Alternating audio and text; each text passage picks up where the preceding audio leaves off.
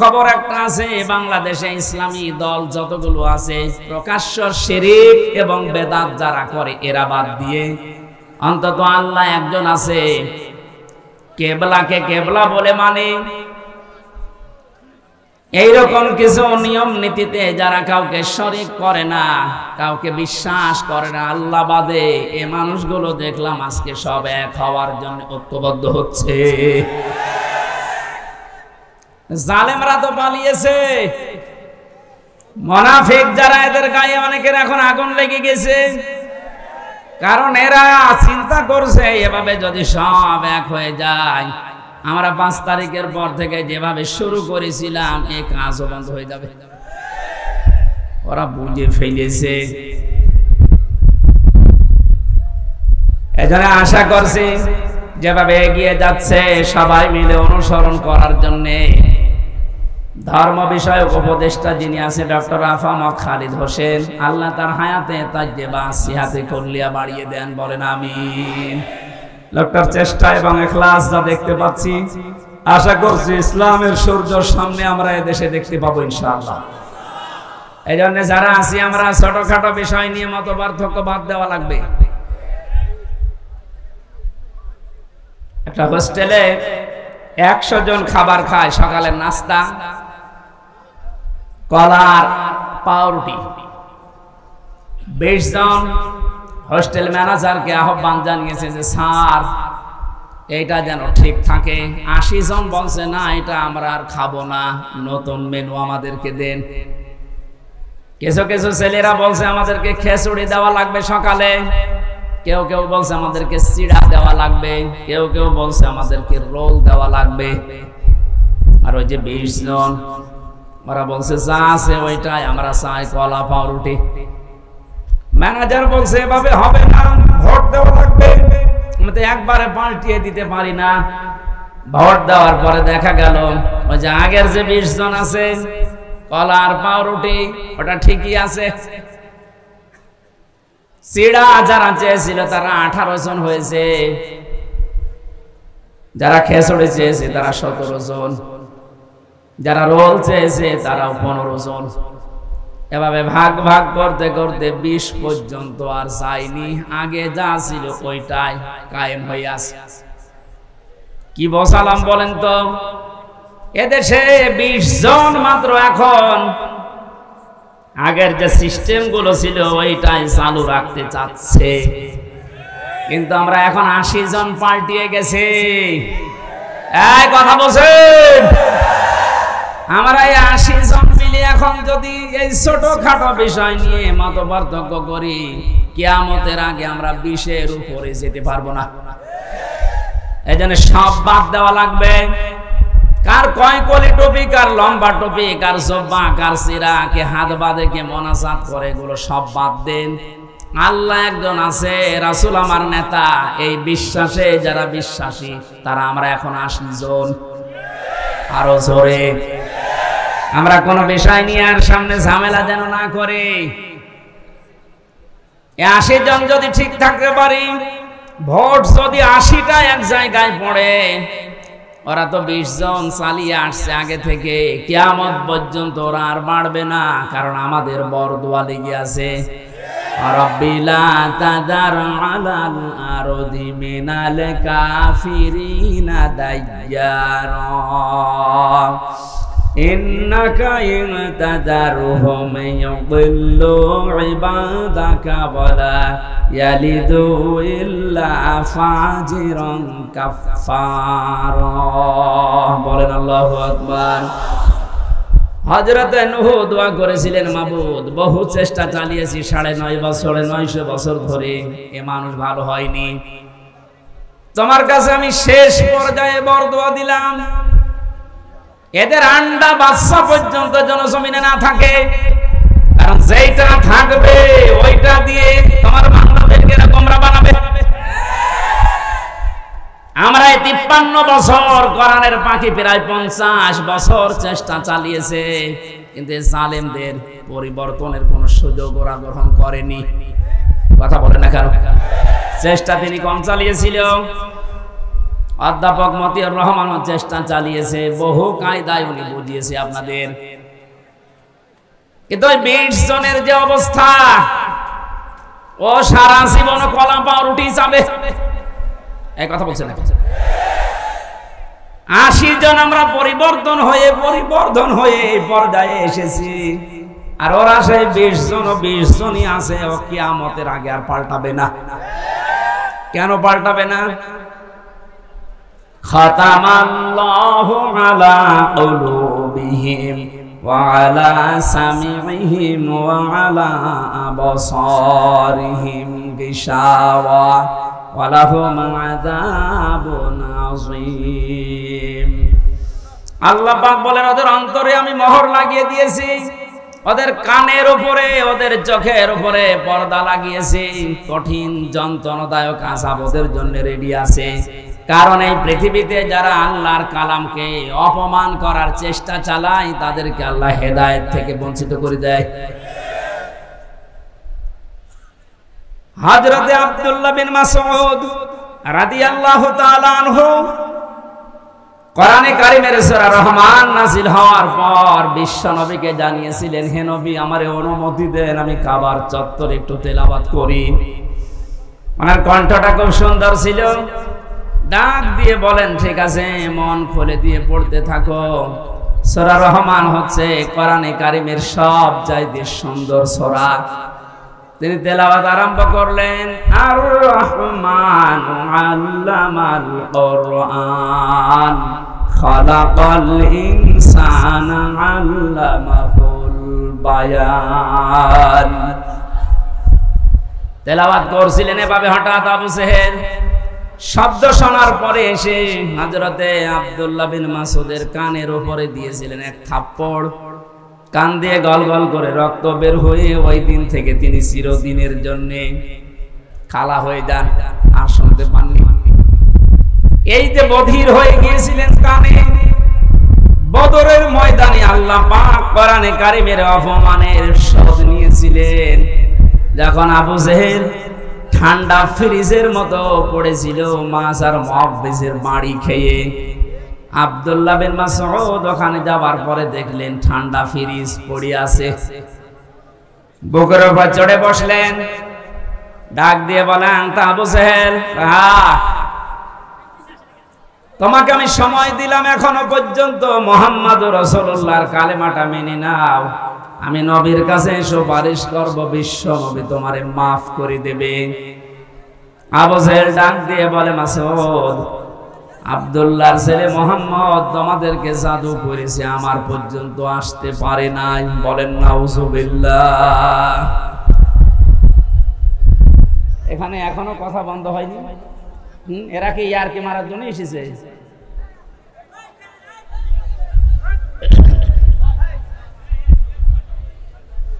আমার ভাইরা, হযরত আব্দুল্লাহ বিন মাসউদ দৌড় দিলেন নবীজির রওজার কাছে।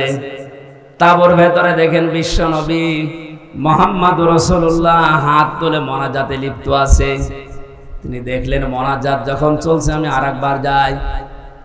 ওই যে যারা পড়ে আছে এখনো মরে নাই, ওদের ভেতরে গিয়ে দেখলেন আবু জেহেল এখনো খাচ্ছে।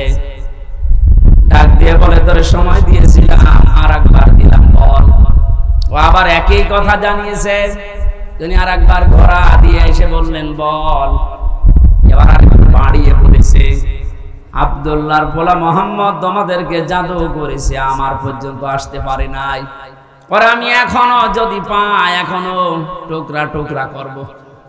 হযরত ইবনে মাসউদ বললেন, না, এতক্ষণ তোরে সময় দিয়েছিলাম, আমি আর সময় দিলাম না। তুই যখন মুহাম্মদুর রাসূলুল্লাহর উপরে এই দাবি তুললি, তোরে আমি শেষ করে দেব। তরবারি বের করে গলার ভেতরে লাগিয়েছেন। আবু জেহেল ডাক দিয়ে বলে, মাসউদ, কি করবি এখন? আলাদা করব। ওই সময় বলেছিল, আলাদা করবি কর, আমার গলাটা একটু বড় করে কাট, দেশের মানুষ যেন দেখে বসে যেটা নেতার মাথা। মরে যাচ্ছে, তাও তেজ কমছে। আমার মনে হয় এই দেশে 5 তারিখের পরে অনেক আবু জেহেলকে আমরা এখনো পর্যন্ত দেখতে পাচ্ছে, মরে যাচ্ছে, তেজ কমছে।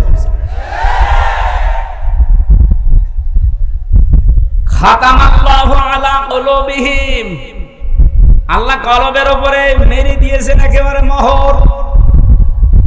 এর ভালো হওয়ার কোনো পরিবেশ নেই। ইবনে মাসউদ চিন্তা করলেন, এর মাথাটা যদি নবীজির তাবু পর্যন্ত নিয়ে যেতে পারি, নবী আমার জন্য দোয়া করবেন। তিনি মাথা ধরে টানলেন, দুই হাত দিয়ে দেখে নড়ে না। চিন্তা করলেন মাথা এত ভারী হয়ে গেল কি করে। কাছে যে রশি ছিল তরবারি দিয়ে কানের ছিদ্রি একটা, ওর ভেতরে বান্ধন দিয়ে তিনি টানতে আরম্ভ করলেন, দেখে না নড়ে না। কি মাথা এত ভারী হয়ে গেল কি করে। দুই কান ছিদ্রি করলেন, দুই কানের ভেতরে রশির অগ্রভাগ দুইটাই ঢুকিয়ে যখন সুন্দর করে বাঁধন দিয়ে অপর ভাগ ধরে টান দেওয়া আরম্ভ করলেন, এবার মাথা নড়া আরম্ভ হয়েছে। চিন্তা করেন এতক্ষণ পর্যন্ত মাথা টান দিয়েছি নড়ে না, এখন নড়ছে কোন কারণে। আল্লাহ রাব্বুল আলামিন বোঝাতে চেয়েছে, মাসউদ আমার কোরআন কাবার সামনে তেলাওয়াত করার কারণে এই লোকটা তোর কানের উপরে থাপ্পড় দিয়ে একটা কান নষ্ট করে দিয়েছিল। আমি আল্লাহ আজকে তোর হাতে ওর দুইটা কান নষ্ট করে দিয়ে প্রতিশোধ নিলাম। পরকালে কি করব এটা আমি আল্লাহ জানি। আমি যেটা বোঝাতে চাচ্ছিলাম, এই পৃথিবীর ময়দানে কোরআনে কারিমের গায়ে যারা হাত দেয়, অপমান করার চেষ্টা করে কোরআন কেন্দ্রিক কোন বিষয়ের সাথে, আল্লাহ পাক কিন্তু দুনিয়াতে তাদের শাস্তি দিয়ে দেখিয়েছেন। কমেল্লাই মন্দিরে যারা দেবতার পায়ের কাছে কোরআনে কারিম রেখেছিলেন, আজ কিন্তু ধরা পড়ে যাচ্ছে। দশ ছাপিয়েছে ইসলামী আন্দোলন যারা করে একামতের দিন, যে এরা করেছে দুনিয়া উল্টিয়ে যাবে। কখনো একামতের দিনের কোন নেতা কর্মী দেবতার পায়ে কোরআন রাখবে আমি বিশ্বাস করি না। ওরা হেফাজত ইসলামের উপরে চাপাতে চেয়েছিল যে কোরআনেরা মে মাসের 5 তারিখে আগুন লাগিয়েছে, এটা এখন প্রমাণ হচ্ছে আগুন দিয়েছে কে। আপনাদেরকে হেদায়েত থেকে বঞ্চিত করে দিয়েছে আল্লাহ এমনিতেই না, প্রমাণ এইটাই। কারণ কোরআনের উপরে যারাই হাত দেয় তাদের কপাল আল্লাহ নষ্ট করে দেয়। আমার ভাইরা, আমরা সবাই মিলে অনুসরণ করব, কারণ হচ্ছে আমি একা একা অনুসরণ করার কথা আল্লাহ এখানে দেননি, বহু বচন দিয়েছেন। এজন্য সবাইকে নিয়ে অনুসরণ করতে চাচ্ছি।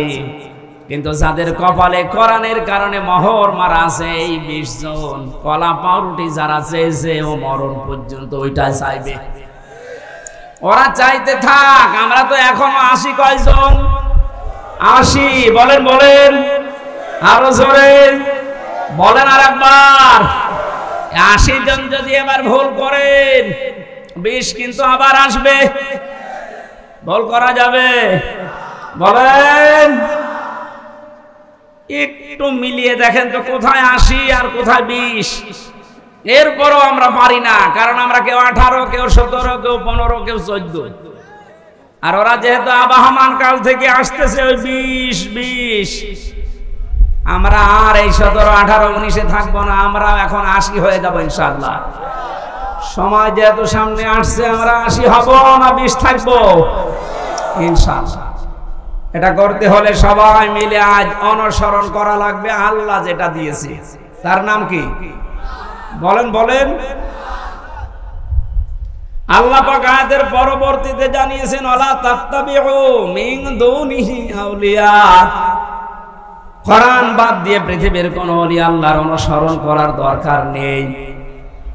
প্রশ্ন আসতে পারে, আল্লাহ কি তার ওলিদের বিরুদ্ধে? না।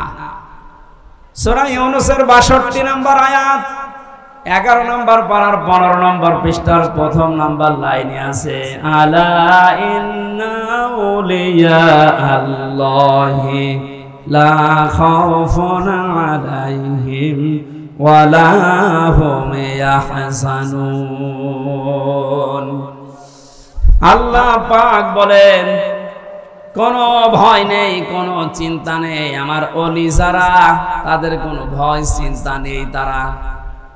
তাদেরকে সতর্ক করলাম, সুসংবাদ জানালাম, এদের ব্যাপারে তোমরা সাবধান থাকবা, এদের ভয় চিন্তা নেই।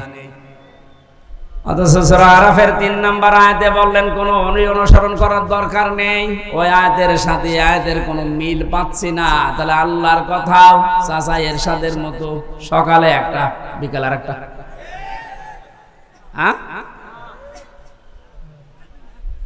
কোরআনে কারিমে আল্লাহ তো জানিয়েছেন লা মুবাদদিলা লিকালিমাতি, আল্লাহর কালামের কোনো পরিবর্ধন নেই। অথচ ওখানে বললেন ওলিদের কোনো চিন্তা নেই, আর এখানে বলছেন ওলি অনুসরণ করার দরকার নেই। মুফাসসিরিন ইকরাম লিখেছেন আয়াতের ব্যাখ্যা করতে গিয়ে আল্লাহ এই জন্যই ওলি অনুসরণ নিষেধ করেছেন। আল্লাহ খুব ভালোভাবে জানেন, কারণ বর্তমান ভবিষ্যৎ এগুলো সব জানেন কে? আরো জোরে বলেন। সব যেহেতু তার নিজের জ্ঞানে আছে, উনি আগেই জানতেন যে ভবিষ্যতে কিয়ামত পর্যন্ত আমার এমন বান্দা বান্দি দুনিয়ায় আসবে, আর আমি আল্লাহর চাইতে ওদের আব্বাকে বড় মনে করবে। এই জন্য আল্লাহ নিষেধ করেছেন কোন আব্বার কোনো অনুসরণ করার দরকার নেই।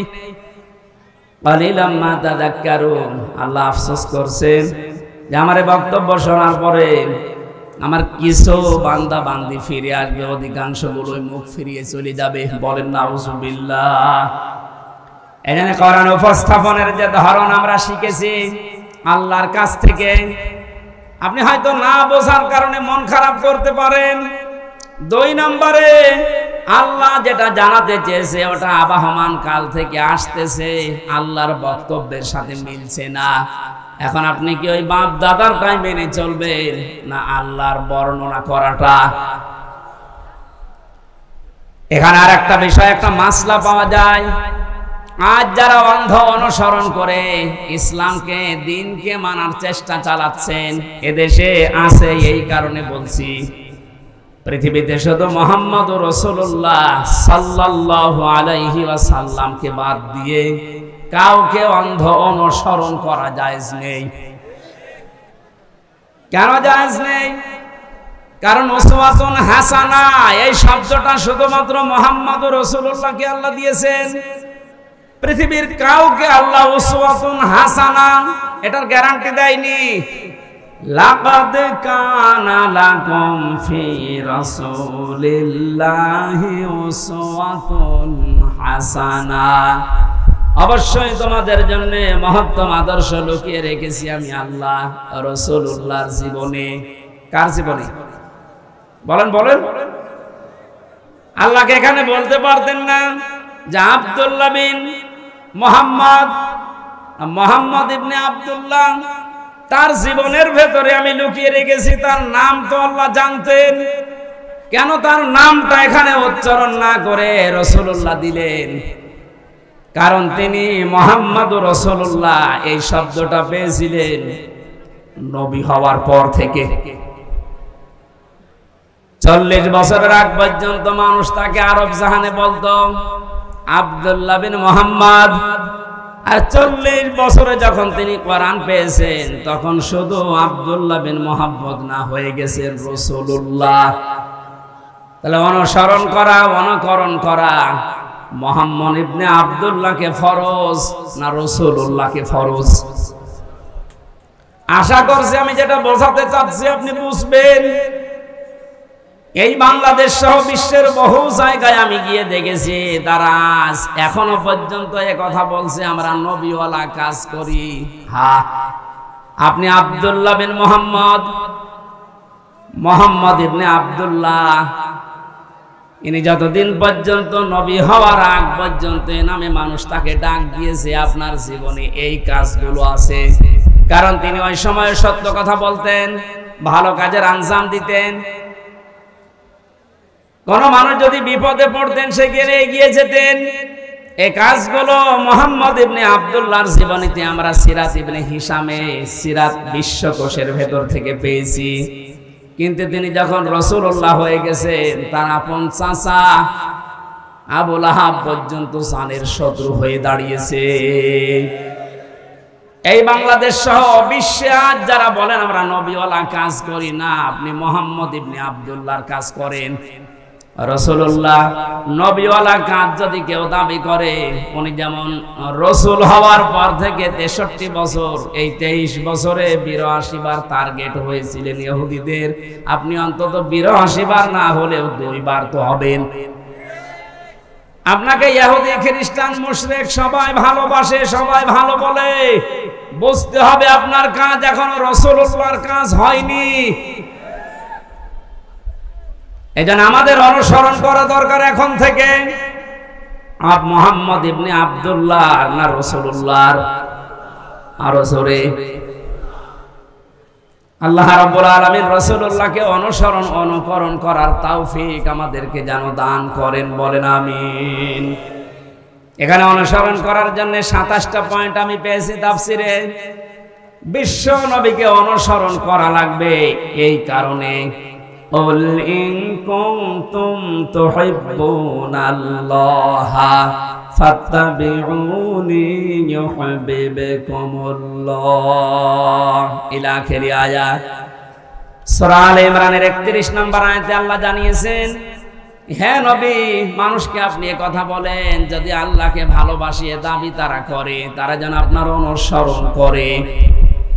শব্দের দিকে খেয়াল করেন, ফাত্তাবিউনি, আমার অনুসরণ করো। এখন এই অনুসরণটা মাস্ট বি করাই লাগবে 1 থেকে 40 না 40 থেকে 63। এই সহজ কথাগুলো আপনি বুঝতে চান না, খালি ফতোয়াবাজি করেন কেন বলেন তো? 1 থেকে 40 বছর পর্যন্ত পৃথিবীতে কেউ যদি মুহাম্মদ ইবনে আব্দুল্লাহকে না মানে অনুসরণ না করে, সে জান্নাতে যাবে না। একটা হাদিস দেখায়, কোরআনের একটা আয়াত বলেন। কিন্তু মুহাম্মদ ইবনে আব্দুল্লাহ থেকে যখন রাসূলুল্লাহ হয়ে গেছেন, আমরা সবাই এখানে জানি উনি রাসূল হয়েছিলেন কত বছর বয়সে? আরো জোরে বলেন। 40 থেকে 63, কত? এই 23 বছরের 1 সেকেন্ডও যদি কেউ না মানে সে কাফের। ফতোয়া নতুন করে বানানো লাগবে? আল্লাহর কোরআন জানিয়েছে রাসূলুল্লাহকে অনুসরণ করা মাস্ট বি ফরজ। আমা আতাকুমুর রাসূল, আল্লাহ কিন্তু আমা আতাকুম মুহাম্মদ ইবনে আব্দুল্লাহ দেননি। শব্দগুলো একটু খেয়াল করে পড়তে পারেন না? আমা আতাকুমুর রাসূল, তোমাদের কাছে রাসূল যা নিয়ে এসেছে, ফাখুযুহু, ওটা আঁকড়িয়ে ধরো। আমা নাহাকুম আনহু ফান্তাহু, জানহু হুরমার যায় রাসূলুল্লাহর দিকে। তোমাদেরকে রাসূলুল্লাহ যা নিষেধ করে ওইগুলো ছেড়ে দাও। আত্তাকুল্লাহ, আল্লাহকে ভয় করো। ইন্নাল্লাহা শাদীদুল ইকাব, অবশ্যই আল্লাহর আযাব বড় কঠিন। এবার আসেন তো আয়াতের মূল শিক্ষায়। বিশ্ব নবী মুহাম্মদুর রাসূলুল্লাহ আমরা সবাই স্বীকার করে নিচ্ছি যে উনি হয়েছিলেন 40 বছরে, না জন্মের পরেই? আরো জোরে বলেন। ওনাকে অনুসরণ করা লাগবে কি মুহাম্মদ ইবনে আব্দুল্লাহ হিসাবে না রাসূলুল্লাহ হিসাবে? রাসূলুল্লাহ হিসাবে অনুসরণ করলে এখানে ফাত্তাবিউনি দিয়েছেন। আল্লাহকে ভালোবাসিয়ে দাবি যদি করে থাকো, এখানে ইহুদি খ্রিস্টান বৌদ্ধ 4500 ধর্মের লোকেরা আছে, প্রত্যেকেই তার দেবতা বলেন, ভগবান বলেন, গড বলেন, যাই বলেন, সবাই কিন্তু বোঝাতে চায় কাকে? বলেন বলেন। কিছু রূপক জিনিস হয়তো তারা বানায়, কিন্তু আসল কিন্তু আল্লাহ। আপনি হিন্দুদের বিপদে পড়লে দেখবেন রূপক যে 12 মাসে 13 পূজা করে, 33 কোটি দেবতা ওদের, একটা রূপক পূর্ণ বিশ্বাস ওদের নেই। ওদের বিশ্বাসও একজন আছে। আমার তো অনুষ্ঠানগুলো ভারতে বেশি থাকতো আগে, 17, 18, 19 সালে আমি ভারতেই বেশি ছিলাম। দেখেছি ওই সমস্ত জায়গায় বিপদে পড়লে হিন্দু ড্রাইভার আমার যে চালিয়ে নিয়ে যেত কলকাতায়, ও বেটা হিন্দু মানুষ, ভগবানকে ডাকা বাদ দিয়ে বিপদে পড়লে, চরম বৃষ্টি যখন, তখন বলছে উপরওয়ালা একজন আছে। আমার বাস্তব জীবনে আমি দেখেছিলাম চরমনায়, বরিশালে যখন ছোটবেলায় যেতাম, ওই সময় তো ব্রিজ ছিল না, নৌকায় যাওয়া লাগতো, লঞ্চে যাওয়া লাগতো। একবার ওঠার পরে দেখি বিশাল ঝড় উঠেছে। আমরা যারা মুসলমান পড়ছি লা ইলাহা ইল্লাল্লাহ লা ইলাহা ইল্লা আনতা সুবহানাকা ইন্নী কুনতু মিনাজ জালিমিন। সামনে দেখলাম দাদা আর দাদি বসে আছে হিন্দু, ওরাও পড়ছে লা ইলাহা ইল্লাল্লাহ। বললাম দাদা চেহারা দেখে মনে হচ্ছে অন্য ধর্মের, মুসলমান হয়েছেন কবে? বলছে না মুসলমান হয়নি, কালেমা পড়লেন। যে ঝড় উঠেছে ও কালী দুর্গার কাজ না, আল্লাহ লাগবে। ওরাও জানে যে একজন আছে, কথা বলেন ঠিক কিনা? যে যে ধর্মে তার নতুন নতুন রূপক অর্থে বানিয়ে নিয়েছে, কিন্তু আসল একজন আছে, এ কথা সবাই যেহেতু বলছে, আল্লাহ এই কথাই জানাতে চাচ্ছেন। তোমরা যারা বলো আল্লাহ তোমাকে ভালোবাসে, তোমাকে আমরা মহব্বত করি, আল্লাহ বলছেন এই কথার দাবি পূরণ করার জন্য ফাত্তাবিউনি, আমার রাসূলের অনুসরণ করা লাগবে। কি করা লাগবে? এবার আমার প্রশ্ন এখানে যারা জ্ঞানী মানুষ তাদের কাছে, এই অনুসরণ কি আংশিক না পূর্ণাঙ্গ? আরো জোরে বলেন। আজ এই বাংলাদেশ সহ বিশ্বের বহু মুসলমানেরা, আমি যে সিঙ্গাপুর মালয়েশিয়া কয়েকটা রাষ্ট্র ঘুরে আসলাম এই 15-20 দিন আগ থেকে, বাস্তবতা দেখেছি হাজার হাজার লক্ষ লক্ষ আমাদের মতো মুসলমান আংশিক কিছু মানা কিছু অনুসরণের মাধ্যমে ওরা মনে করছে আমরা নাজাত পেয়ে যাব। অথচ ফাত্তাবিউনি, আমার অনুসরণ করো। আমরা সবাই স্বীকার করছি অনুসরণ আংশিক না, এটা পূর্ণাঙ্গ। নাকি আংশিক? পূর্ণাঙ্গ অনুসরণ করবেন আপনি। এখন অনুসরণ যখন আরম্ভ করবেন, আল্লাহ বলেন দুইটা জিনিস আমি দেব। এক নম্বরে জীবনের যত অপরাধ আছে, জাম্বন না দিয়ে যুনুব বহু বছর দিয়েছেন। আপনি যদি অনুসরণ করা আরম্ভ করেন, আপনার জীবনে দুইটা পুরস্কার আল্লাহ দেবে। যত গুনাহ ছিল পেছনে সব আল্লাহ রাসূলের অনুসরণের কারণে মাফ করে দেবে। দুই নম্বরে আল্লাহ পাক যদি কাউকে মাফ করে দেয়, তার জন্য বানানো জান্নাত দেবে। এ কথা মানেন তো? এবার আসেন আমার মূল শিক্ষাটাই। এই বাংলা সহ বিশ্বের যত মুসলমানেরা আজ আমরা আংশিক অনুসরণ করে মনে করছি যে না আমরা আল্লাহর ভালোবাসা মহব্বত পেয়ে গেছি। হয়তো নামাজে রাসূলকে মানেন, রোজাতে রাসূলকে মানেন, হজ করতে গিয়ে রাসূলের অনুসরণ মতো হজ করেন, যাকাত দিতে গিয়ে রাসূলুল্লাহর অনুসরণ করেন। বিশ্ব নবী যে বিচার করেছিলেন কোরআন দিয়ে, সেইটাই আপনি আর রাসূলকে মানেন না, তখন মেনে নিয়েছেন ব্রিটিশকে। আরো আসতে বলেন, আপনার অনুসরণ কি আংশিক হয়েছে না পূর্ণাঙ্গ? আংশিক অনুসরণের মাধ্যমে আল্লাহর মহব্বত ভালোবাসা পাওয়া যাবে না। আর আল্লাহর মহব্বত যদি পাওয়া না যায়, জান্নাতও যাওয়া যাবে না। কারণ আল্লাহ ইউহিব্বুকুমুল্লাহ দিয়েছেন, এটা মজারে বর্তমান ভবিষ্যৎ প্রেজেন্ট ফিউচার। কোন মানুষ যখন পূর্ণাঙ্গ অনুসরণের জন্য সিদ্ধান্ত নিয়ে লেগে পড়বে, আল্লাহ পাক বলেন আমিও তাকে ভালোবাসা শুরু করব। এখানে কত জ্ঞানী মানুষ আছেন, আপনার বিবেকের কাছে আপনার আমার প্রশ্ন, আপনার শরীর থেকে শুরু করেন, এ 3.5 হাত বডি, আপনার পরিবার, আপনার সমাজ, আপনার রাষ্ট্র, আপনার আন্তর্জাতিক নীতি তাকান, সব জায়গায় অনুসরণ যদি পূর্ণাঙ্গ আপনি না করেন, আল্লাহর কোরআন বলছে আপনাকে আল্লাহ এখনো ভালোবাসা আরম্ভ করে নাই। তাহলে এই আয়াত অনুযায়ী বাংলাদেশে হাজার হাজার পীর আল্লাহর ভালোবাসা এখনো পায়নি। বেশি বলে ফেললাম। আশা করছি আমি যেটা বোঝাতে চেয়েছি এখন থেকে আর অপূর্ণাঙ্গ না, আমরা পূর্ণাঙ্গ অনুসরণ করতে চাই রাসূলুল্লাহকে। আর আজকের আমার তেলাওয়াত কি তো আয়াত ওইটাই, সূরা ইউনূস 25 নম্বর আয়াত, কোরআনে কারীমের 10 নম্বর সূরা। এটা 11টা রুকু আছে, 109টা আয়াত আছে, মক্কায় নাযিল হয়েছে। একটা আয়াত আর একটা আয়াতের আংশিক পড়েছি। আল্লাহ রাব্বুল আলামিনও জানিয়েছেন। এবার আমি তাফসীর আকারে শুরু করছি, জবান খুলে পড়েন। আউযু বিল্লাহি মিনাশ শাইতানির রাজিম। বিসমিল্লাহির রহমানির রহিম।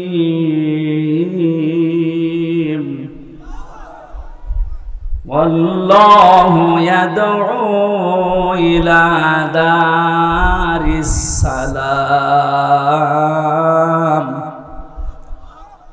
আল্লাহ পাক বলেন, আমি আল্লাহ তোমাদেরকে আহ্বান জানাচ্ছি, ডাকতেছি শান্তির ঘরের দিকে। আজ বাংলাদেশ বৈষম্য বিরোধী ছাত্র আন্দোলনের মাধ্যমে যে 9টা দফা দিয়েছিল, আপনি দফাগুলো একটা একটা করে একটু পড়ে দেখেন। আমি তো মিলিয়ে দেখেছি এই আয়াতের বাস্তব প্রতিফলন ওই 9টা। আমি ওগুলো সব নোট করেছি একটা একটা করে, আপনি মিলাবেন এখন থেকে।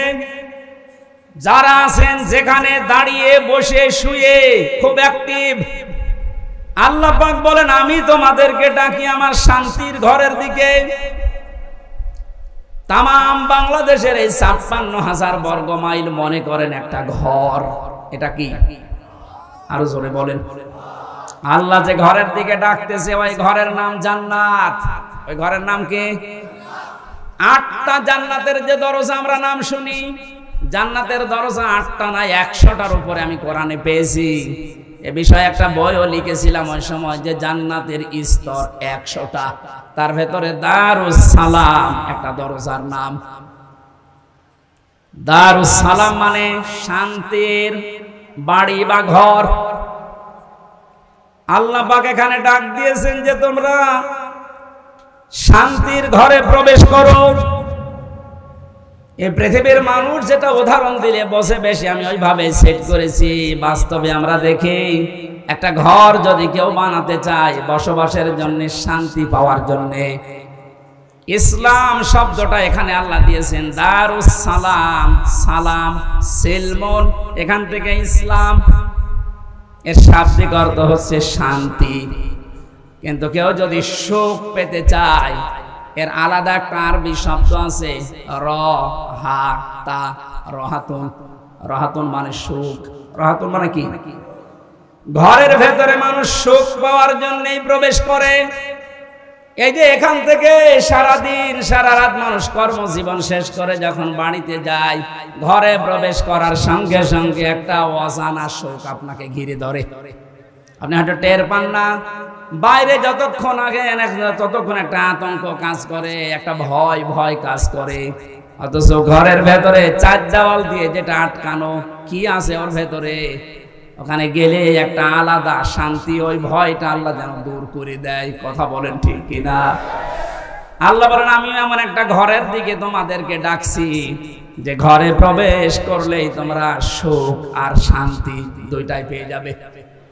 যেহেতু আমরা এখন একটা ঘর বানাবো, ঘর বানাতে প্রথমে খুঁটি দেওয়া লাগে। কি দেওয়া লাগে? খুঁটি বা পিলার দেওয়া লাগে। আল্লাহ যে ঘর বানাতে আমাদেরকে নির্দেশ দিচ্ছে যে শান্তির ঘরে প্রবেশ করো, এই ঘর যদি 56,000 বর্গ মাইলকে আপনি বানাতে চান, তাহলে 4টা খুঁটি আল্লাহর কাছ থেকে নেওয়া লাগবে। এই খুঁটিগুলো যদি কেউ ভারত থেকে নেয়, বিপদে পড়বে। ওরা এখন বিপদে আছে। কথা বলেন না কেন? ওরা বহু চেষ্টা চালিয়েছিল ওই সময় পাকিস্তান থেকে আমাদের এই চেষ্টাকে ভাগ করার জন্য। ওরা যেমন সাহায্য করেছে 7 সিস্টারের মাধ্যমে ওদের দেশকে ভাগ করার জন্য, আমরাও সাহায্য করব। চালান আমরা শোধ দিয়ে দেব। আপনি যা করিয়েছেন আমরা ওইটাই করব। আপনারা ওই সময় ভাগ করে যদি আমাদের বন্ধু হয়ে যান, আমরাও কথা বলছেন। শুরু হয়ে গেছে অলরেডি। আলাদা পতাকা বানিয়ে উড়িয়ে দিয়েছে মণিপুরে। খেলা হবে না, খেলা আরম্ভ হয়ে গেছে।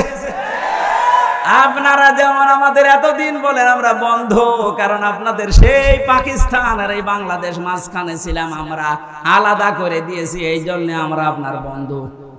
আমরাও পাশে তো দেখলাম ডক্টর ইউনূস প্রথমে এই ঘোষণা দিয়েছিল, এদেশকে অশান্ত করার জন্য যদি চেষ্টা চালান 7 সিস্টার থাকবে না। মানে যদি নাও করে, ওনার পেছনে যে দেওয়াল আছে তারা হয়তো একটু কাঁটি নাড়াচ্ছে। আন্তর্জাতিক যে বিষয়গুলো আমি এখানে বলতে চাচ্ছি না। যাই হোক, আমি এতটুকু টাচ দিলাম, ওরা আমাদেরকে পাকিস্তান থেকে আলাদা করে যদি ওরা বন্ধু হয়, ওদেরকে আমরা এই 7 সিস্টার 7টা অংশে ভাগ করে বন্ধু হব। আমরা তো ওরা একটা করেছিল, আমরা 7টা করে দিচ্ছি, আমরা আরো বড় বন্ধু না?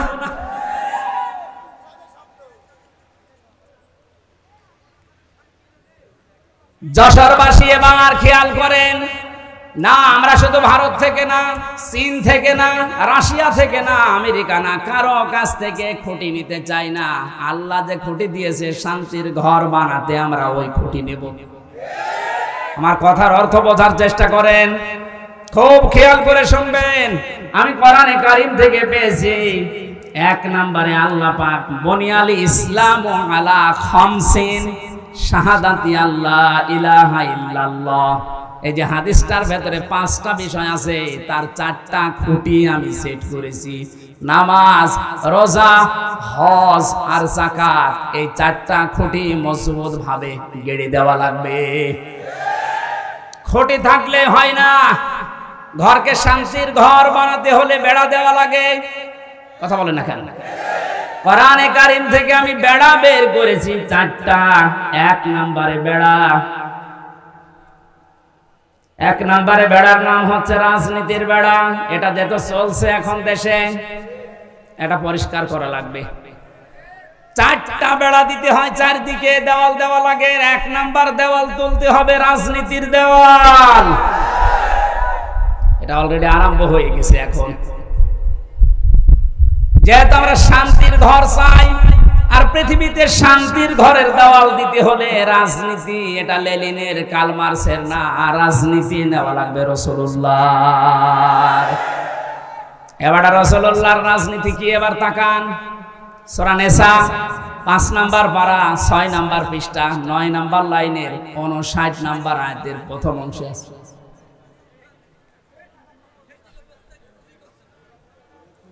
শেষ করে দেব না? ওই লোকটাকে তুলে আমার চেয়ারে বসিয়ে দেব।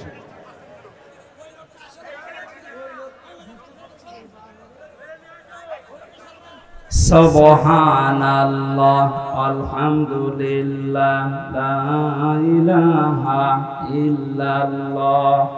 সুবহানাল্লাহ আলহামদুলিল্লাহ লা ইলাহা ইল্লাল্লাহ। মাইকের আওয়াজ আরো বাড়ান, গলা ব্যথা করছে। সুবহানাল্লাহ, এই দেখলেন? হ্যাঁ, এটা রওশনের সাথে মাইকে কিন্তু বদনাম করে দেব। এখন আওয়াজ দিচ্ছেন না? আমার গলাটা নষ্ট করার জন্য ধান্দা আছেন না? আপনার আওয়াজ থাকতে আওয়াজ না বাড়িয়ে রেখে দিয়েছেন কোন কারণে?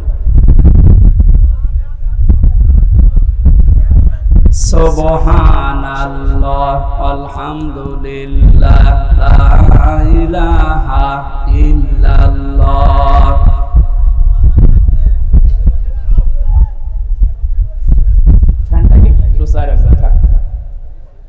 লা ইলাহা ইল্লাল্লাহ মুহাম্মাদুর রাসূলুল্লাহ। যশোরবাসী, শান্তির ঘর আমরা নির্মাণ করতে যাচ্ছি।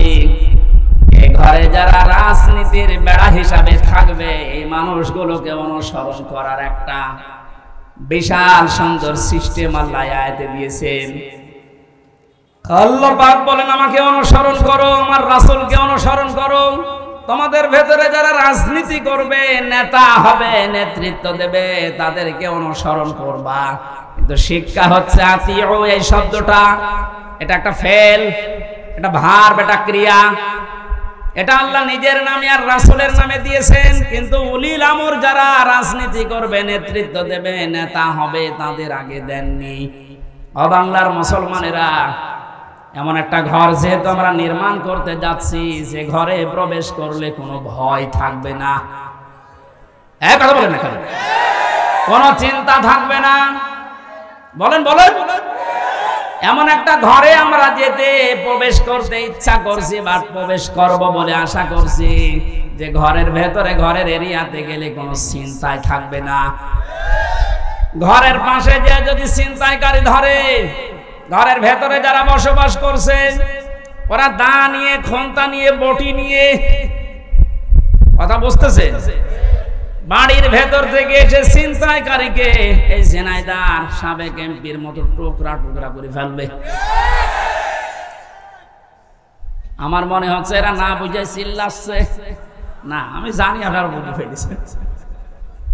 শান্তির যে ঘর আমরা বানাতে যাচ্ছি, প্রবেশ করতে যাচ্ছি, যে সিস্টেম গুলো দিয়ে রাজনীতির এই বেড়া দেওয়ার জন্য, দেওয়াল দেওয়ার জন্য আমাদের সামনে যারা আসবে রাজনীতি করতে, এই বেড়া দেওয়ার আগে দেখতে হবে আল্লাহ রাসূলকে মেনে চলে কিনা।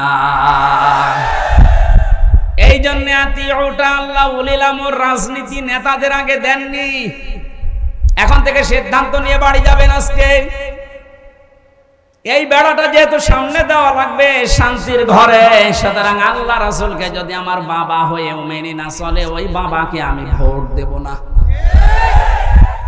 আর আমার আত্মীয় না, দূরের মানুষ, ও যদি আল্লাহ রাসূলকে মেনে চলে, ওর দ্বারা দুনিয়া এবং আখিরাতে আমার কাজ হবে। এই যে কাজ হবে ওর দ্বারা, এটা আমি বানালাম। বলেন সূরা নিসা 5 নাম্বার পারার 10 নাম্বার পৃষ্ঠার 12 নাম্বার লাইনের 85 নাম্বার আয়াতে আছে, মাইয়াশ ফা'শাফাআতান হাসানাতাই ইয়াকুল্লাহু নাসীবুম মিনহা ইলা আখির আয়া। দলিলগুলো লম্বা করছি না, গরমে আমার ভেতরে ঘেমে যাচ্ছে, জন্য তাড়াতাড়ি করছি। দুনিয়ায় যারা একটা ভালো কাজে সুপারিশ করবে, ভোট দেবে, রায় দেবে, সমর্থন জানাবে, ওই লোকটা চেয়ার পাওয়ার পরে যে ভালো কাজ করে সওয়াব পাবে, আপনি শুধু এই রায় দেওয়ার কারণে একই সওয়াব পাবেন। যেই লোকটা এই কাজ করে আমাকে উপকার করছে দুনিয়া এবং আখিরাতে, সে যদি আমার দোলা ভাই না হয়, আমার বাবা না হয়, ও যদি আল্লাহ রাসূলকে মেনে চলতে পারে, ওকে আমি সমর্থন জানাবো, সাপোর্ট করব, সুপারিশ করব। কারা এই মতের সাথে রাজি আছেন দেখে লিল্লাহে তাকবীর।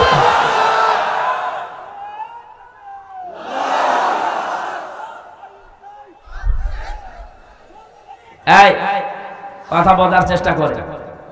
আমি এখন যেটা বললাম এটা তো রাজনীতি হয়ে গেল না। না, এটা যদি রাজনীতি মনে হয় তাহলে সূরা নিসার 59 নাম্বার আয়াত কেটে আপনি বাদ দিয়ে দেবেন। আমি ব্যাখ্যা এইভাবেই পড়েছি, মারিফুল কোরআন নিয়ে আসেন, ওখানে ভয়ঙ্কর ট লেখা আছে। আমানাত বহুবচনের শব্দের ব্যাখ্যায় ভোট, রায়, সমর্থন, সুপারিশ এগুলো লেখা আছে। এখন আপনি তাফসীর মাহফিল লিখে দিয়েছেন, আমি শব্দের ব্যাখ্যায় যদি ওই শব্দগুলো না বলি, শুধু আমানত বলি, আপনি তো বুঝবেন না। আর আপনি যদি বোঝেনও না, বোঝার ভান করে থাকবেন। এখন আর ভান করার অভ্যাস আছে না, 5 তারিখের আগে ছিল। এখন আর ভান করার অভ্যাস নেই, যা পড়ি ওইটাই বলি ইনশাআল্লাহ। আগে তো এই যশোরে যাওয়ার জন্য সে কুষ্টিয়া ঘুরে আসতাম, এখন একেবারে সরাসরি চূড়ামন কাঠি দিয়ে ওঠে।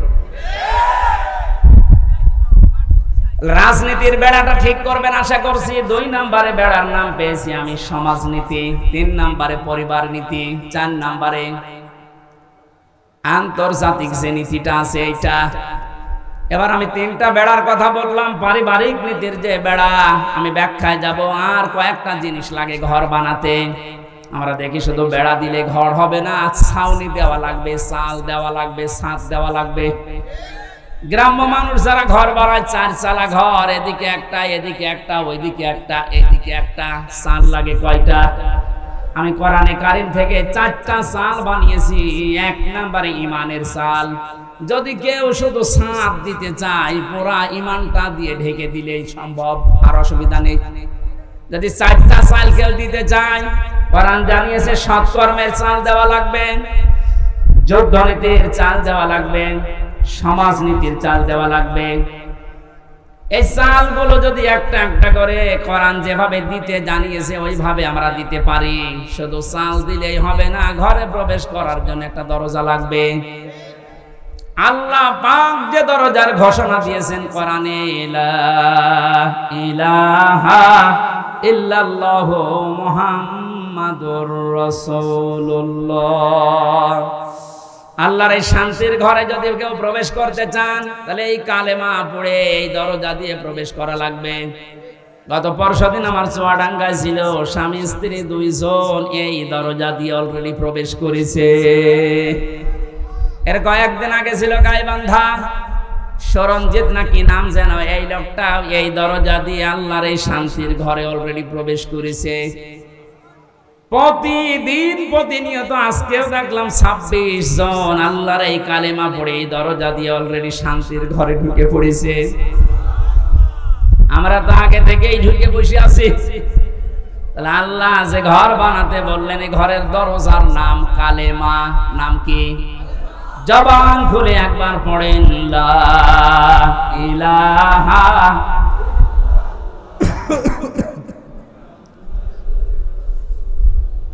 ঘরে এবার প্রবেশ করছি যারা, এ ঘরে প্রবেশ করতে হলে আংশিক পা দিয়ে আর এক পা বের করে রেখেছি, শান্তিতে থাকতে পারবেন।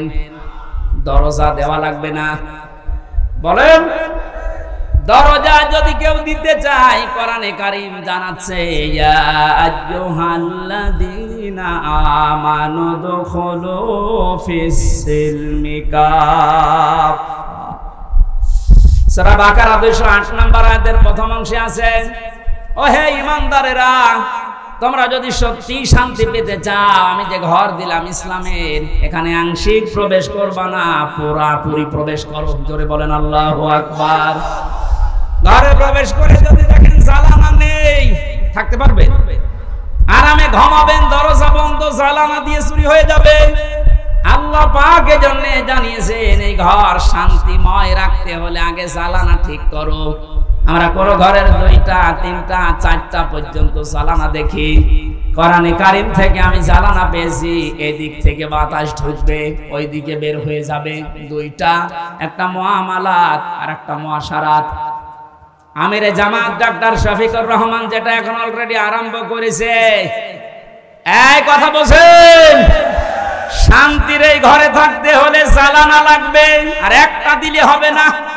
একটা জ্বালানা দিলে বাতাস একদিকে প্রবেশ করে দম বন্ধ হয়ে যাবে, এটা যেন বের হতে চায়। এই জন্য আমাদের মুআমালাত মুআশারাত ঠিক করা লাগবে। মানে ভারতকে জানিয়েছেন আপনাদেরকে আমরা বন্ধ হিসাবে পেতে চাই। চীনের রাষ্ট্রদূত সেদিন যে প্রশংসা করেছেন, জালেমরা তো নেই, অনেক মুনাফিক এখন চলে যাচ্ছে।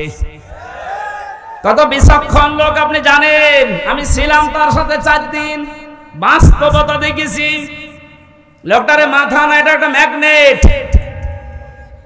আপনি 20 বছর পরে যেটা বুঝবেন, আল্লাহ ওনাকে 20 বছর আগে ওইটা বোঝার মতো তৌফিক দিয়ে দিয়েছেন।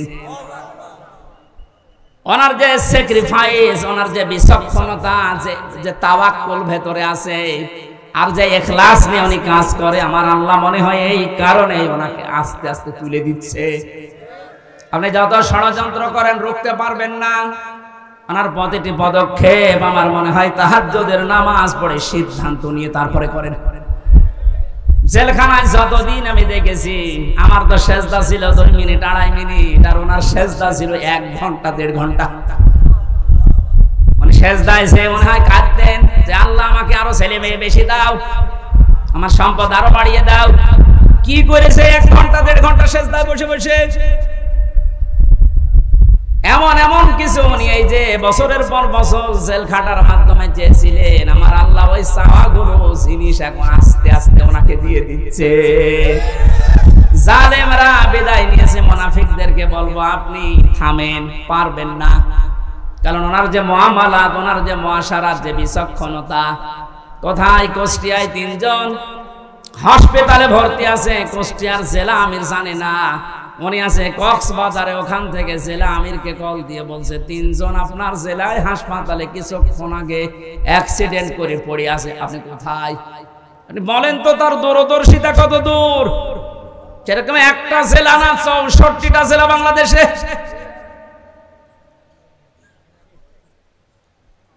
শুধুমাত্র জ্বালানো দিলেই হবে না, আন্তর্জাতিক যে জ্বালানোগুলো আছে উনি ঠিক করার জন্য চেষ্টা চালাচ্ছে। আল্লাহ যেন ওনাকে নিজের কুদরত দিয়ে পরিচালিত করেন, বলেন আমিন। শুধু জ্বালানো থাকলেও ঘর ঠিক থাকে না, ভেন্টিলেটর লাগে। কথা বলছেন এখানে? ভেন্টিলেটর লাগবে না আলো বাতাস প্রবেশ করার জন্য, ডিশের তার লাগানো লাগবে না, বিদ্যুতের তার লাগানো লাগবে, ওয়াইফাই তার লাগাবেন, নাই তো আপনি আন্তর্জাতিক বিশ্ব নিয়ে খেলবেন কি করে, জানবেন কি করে। এই জন্য ভেন্টিলেটর লাগবে কমপক্ষে 2টা 4টা। আল্লাহ রাব্বুল আলামিন কোরআনে কারিমে এমন সুন্দর সুন্দর সূরা আলে ইমরানের 85 নম্বর আয়াতে আছে, সূরা আলে ইমরানের 83 নম্বর আয়াতে আছে, সূরা আলে ইমরানের 19 নম্বর আয়াতে আছে। সুবহানাল্লাহ বলতে পারেন নাই? আমার গলা ব্যথা করছে, এজন্য দলিলগুলো শুধু নাম বলছি। এভাবে যদি ঘর আমরা একটার পরে একটা পয়েন্টে যে সাজালাম, এগুলো একটা করে এখন ব্যাখ্যা আরম্ভ করব। আমার যে প্রথম ঘরের খুঁটির পরে যে চাল আমরা দিয়েছিলাম, নামাজের ব্যাখ্যা, রোজার ব্যাখ্যা, হজের ব্যাখ্যা, যাকাতের ব্যাখ্যা, একটা করে খুঁটির ব্যাখ্যা দিলে এরকম 4 দিন লাগবে। আপনারা এগুলো সব কম বেশি জানেন, এই জন্য এই খুঁটিগুলো আমার বলার দরকার নেই। কয়েকটা চালের কথা, কয়েকটা বেড়ার কথা, দেওয়ালের কথা আমি বলছিলাম, তার ভেতরে একটা রাজনীতির বেড়া আমরা ঠিক করবো তো ইনশাল্লাহ। বাস্তবে যে দেখবেন আল্লাহ রাসূলকে মানি না, ও আমার পীর হলেও ওরে মানি না, আমার বাবা হলেও মানি না, আমার ভাই হলেও মানি না। আল্লাহ রাসূলকে মেনে চলে ও যদি এখানে বাড়ি না, আমার আত্মীয় না, কারণ এই বেড়া আমার দেওয়া লাগবে। এরপরের বেড়ার নাম পারিবারিক জীবনের বেড়া। এ বেড়ায় হাজারো মানুষের আমাদের ঠিক নেই, এখানে অনেক আলেম পর্যন্ত আছে। আমি বাস্তবে দেখেছি তাদেরও পরিবারে খাস পর্দা হয় না। আমি শপথ নেওয়ার জন্য গত 8 তারিখে 8 দিন আগে আমিরে জামাত এসেছিল কুষ্টিয়ায়, আমার ডেট ছিল ওই দিন। 120টার উপরে আমার প্রশ্ন করেছি পারিবারিক জীবন নিয়ে, যে প্রশ্ন করেছিল প্রায় 17-18টা। সারা দেশে আমি ওয়াজ করে বেড়াচ্ছি, সারা দেশে আমি ঘর চাইয়ে বেড়াই, অথচ আমার ঘরে টিন নেই। আমারে যেগুলো প্রশ্ন করেছে মিথ্যা তো বলা যাবে না, বাস্তবে একেবারে সত্য মিলিয়ে দেখলাম না, মিলছে না। রকন মানে যে খুঁটি নির্ভর করা যায় এমন জিনিস, সেটা আসলে আমারে হয়নি। পারিবারিক জীবনের যে আসল খাস পর্দা, ওটা 100 ভাগ এখনো আমার আসেনি। আমারে বলছে হবে না, দিন পাল্টিয়ে দিলাম, আবার 9 দিন পেছিয়ে দিয়েছি। আমার মতো একটা নাম করা হুজুরের যদি এই অবস্থা, বাকিগুলো আল্লাহ জানে। আমাদের পারিবারিক জীবনের যে পর্দাটা, এটা অনেকে নফল মনে করে, অনেকে গুরুত্বই দিতে চায় না। আজকে আমি এখানে আসার পরে যে বাড়িতে বসেছিলাম, বাড়িওয়ালা তার বউ, মেয়ে, বেটার বউ সব নিয়ে আসতেছে, হুজুর দেখবে। এইটা তো হালকা জায়েজ আছে। হ্যাঁ, মেয়েদের পর্দা পারিবারিক জীবনে যে ফরজ, এটা অনেকে জানেই না। এই যে একামতে দিনের খুঁটি হওয়ার জন্য, আমি আরবিটা বললাম না, খুঁটি হওয়ার জন্য অনেক কাঠ খড়ি পোড়ানো লাগে। সত্যি যদি কোনো মানুষ একনিষ্ঠভাবে ইখলাসের সাথে খুঁটি হিসাবে কাজ করতে চায়, আমার যতটুকু বাস্তবতা দেখলাম 120টা প্রশ্নের ভেতরে আল্লাহ তাকে জান্নাত দিয়ে দেবেন। আমাদের পারিবারিক জীবনে স্বামী স্ত্রীর যে সম্পর্কটা হওয়ার কথা ছিল, এখন আস্তে আস্তে ভারতের চ্যানেলগুলো থেকে, আশপাশের মানুষের ব্যবহার থেকে আমরা সব নষ্ট করে ফেলেছি। অধিকাংশ স্ত্রীর স্বামীর উপরে শ্রদ্ধা নেই, ভক্তি নেই, খালি ভুল ধরার চেষ্টায় থাকে। এরকম বউ নেই? আরো আসতে বলেন। এ পৃথিবীতে যত খারাপ স্বামী হোক, ফেরাউনের মতো এত খারাপ স্বামী কারো কপালে জুটেছে? নিজের স্ত্রীর হাতে ব্রেক লাগিয়েছে, পায়ের ভেতরে ব্রেক লাগিয়েছে, কপালের ভেতরে শলাকা দিয়েছে, মাথার উপরে গরম তেল ঢেলে দিচ্ছে। হযরত জিবরাইলকে আল্লাহ বললেন, জান্নাতটা নিয়ে ধরো আমার এই বান্দির সামনে। হযরতে আসিয়া জান্নাত দেখার পরে বলতে পারতেন, আল্লাহ তুমি আমার মরণ দিয়ে জান্নাতে প্রবেশ করাও। তিনি বলেননি। তিনি বলেছিলেন, মাবুদ তুমি জান্নাত আমার সামনে পাঠিয়ে দিয়েছো, আমি এইটা চাই না, আমি চাই তুমি যেখানে আছো ওই জায়গায় একটা ঘর আমার জন্য আলাদা বানাও, যেন ওখানে বসে বসে সব সময় তোমাকে দেখা যায়। আমার উপরে অত্যাচার চলছে, জুলুম চলছে, তোমার আবার যেন রাগ হয়ে না যায়। অনাজ্জিনি মিন ফিরআউনা ওয়া আমালিহি অনাজ্জিনি মিনাল কওমিজ যালিমিন। আরবি গ্রামার যারা বসে জিজ্ঞাসা করেন এক আলিফ করে আল্লাহ টান দিয়েছেন, অনাজ্জিনি আমাকে তুমি বাঁচাও। এই যে অত্যাচার করে আমার স্বামী নিজে আর লোক দিয়ে করায়, এই জালেমদের হাত থেকে তুমি আমাকে বাঁচাও। কিন্তু আল্লাহ তুমি রাগ করে আমার স্বামীর উপরে গজব দিও না। এত বড় কঠিন বিপদের ভেতরে স্বামীর জন্য বরদোয়া দেয়নি। আর আমার আপনার বউ সারা জীবন আপনি মাটি করে দেবেন, খাটতে খাটতে মাথার ঘাম পায়ে ফেলে চুল উঠে যাচ্ছে আপনার। একদিন যদি একটা সাবান কম হয়, ফোঁটা দিয়ে ফোঁটা বের করে ফেলবে। বরদোয়া তো আছে বাংলা আরবি মিলে না। আমরা এরকম পারিবারিক জীবন চাই না। বিশ্ব নবী মুহাম্মদ রাসূলুল্লাহর স্ত্রীর দিকে তাকান, তার পারিবারিক জীবন কেমন ছিল। হযরতে আয়েশা বলেন, মুহাম্মদ রাসূলুল্লাহ আমার স্বামী, তাকে আমি গোসল করাতেছিলাম, হঠাৎ রক্ত আর পানি প্রবাহিত হয়ে যাচ্ছিল। নবীজি বললেন, আয়েশা পানির ভেতরে রক্তের মতো লাল কি দেখা যায়? হযরতে আয়েশা বলেন, হে রাসূল আপনি যখন গোসল করার জন্য টুলের উপরে বসেছিলেন, ওর একটা পায়া আমার পায়ের উপরে পড়েছিল, আঙ্গুল ফেটে রক্ত বের হচ্ছে। বললেন, একটু বলতে পারলেন না আমাকে? আমি আগে উঠে পড়তাম। হযরতে আয়েশা বলেন, হে রাসূল এটা তো আমার পায়ের আঙ্গুল ফাটা, রক্ত বের হয়েছে। যদি কলিজা ফেটে রক্ত বের হতো আমার স্বামীকে আমি উঠতে বলতে পারতাম না। এরকম ভক্তি শ্রদ্ধা করা বউ তো ঘরে ঘরে। কার বউ এরকম? একটু হাত তোলেন তো। এই মহিলারা আছে কোনে গো? একটা মানুষ হাত তোলে। কিসের ওয়াজ করব? আমাদের এই যে বেড়া আছে দেওয়াল, এ দেওয়াল নড়বড়ে জানা যাচ্ছে। কিসের সুখ পাবেন এই দেওয়ালের ভেতরে? কি আশ্চর্য! যশোরের মা বোনেরা একটা স্বামীও হাত তোলে নাই। আলহামদুলিল্লাহ বলবো না নাউজুবিল্লাহ বলবো? আমি জেলখানায় দেখেছিলাম 100 জনের প্রায় 70 জন জেল খাটতেছে এই পারিবারিক জীবনের কারণে।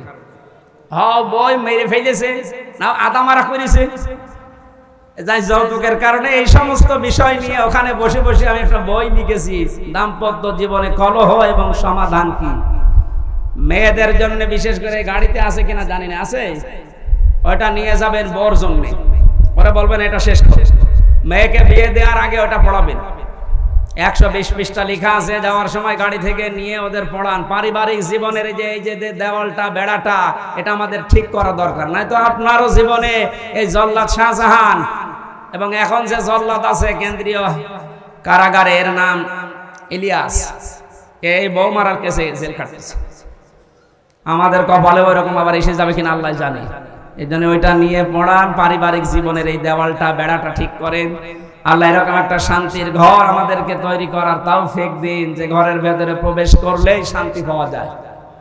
আল্লাহ আমাদেরকে দোয়াও শিখিয়েছেন, আমরা ওই দোয়াই আরম্ভ করছি। নেন, রব্বানা হাব লানা মিন আজওয়াজিনা ওয়া যুররিয়াতিনা কুররাতা আয়ুনি ওয়াজআলনা লিল মুত্তাকিনা ইমামা।